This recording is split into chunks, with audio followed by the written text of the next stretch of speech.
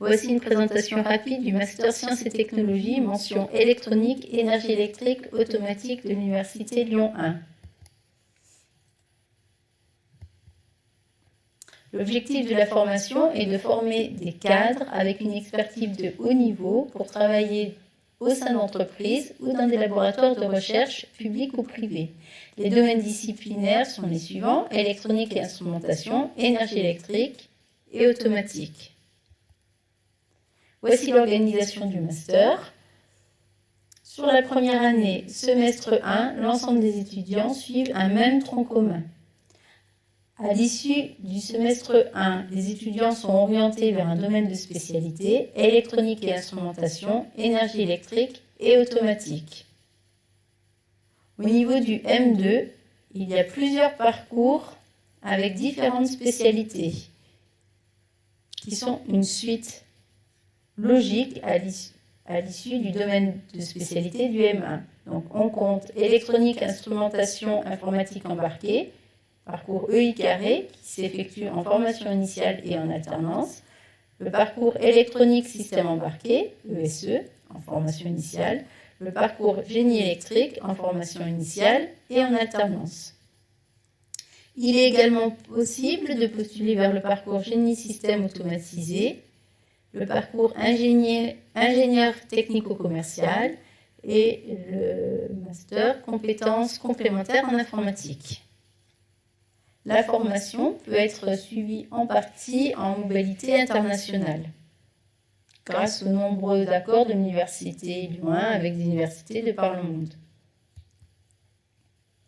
Donc, au niveau de la mention E3A, un semestre 1 commun à tous les étudiants pour 30 crédits. Au semestre 2, 3 cursus avec des domaines scientifiques orientés soit vers l'électronique, l'instrumentation, l'énergie électrique ou l'automatique. Au moment de la candidature, les étudiants doivent préciser quel cursus ils souhaitent suivre.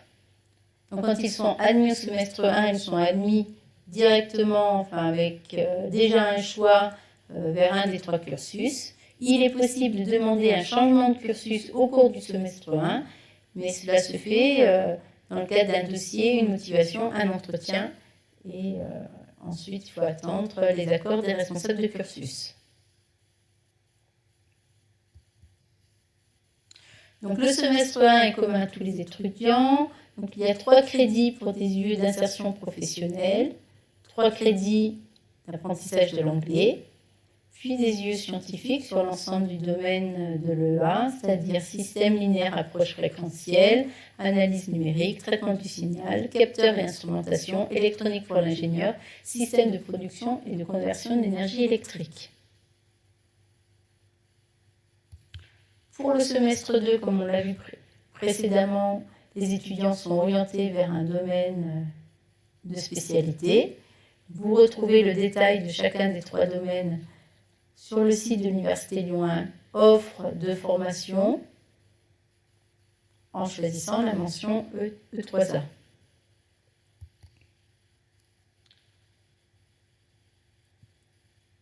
Pour donc, vous retrouverez également les présentations des différents parcours de M2. Au niveau de la campagne de recrutement, il faut savoir que le Master 1 a une capacité d'accueil de 90 étudiants.